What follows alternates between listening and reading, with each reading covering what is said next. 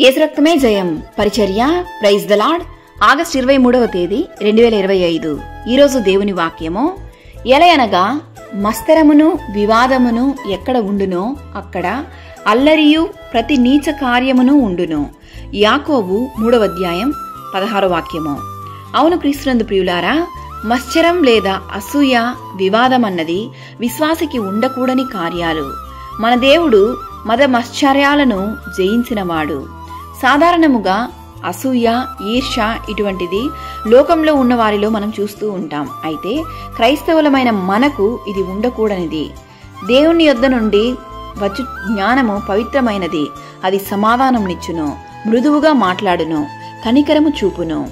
పశ్చాత్తాపము వేషధారణ లేనిది.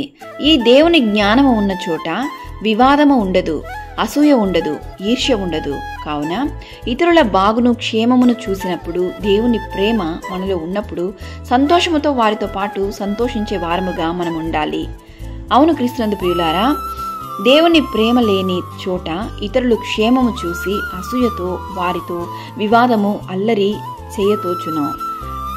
కావున వాక్యం సెలవిచ్చున్న విధముగా అబద్ధము, అపవిత్రత, అసూయ, ఈర్ష, ద్వేషములు, అల్లరితో కూడిన ఆటపాటలు విడిచి దేవుని సన్నిధిలో దేవుని ప్రేమను అనేకులకు మనము తెలియజేద్దాం. సకల ఘనత, మహిమ, ప్రభావములు యేసయ్యకు మాత్రమే కలుగును గాక. ఆమేన్.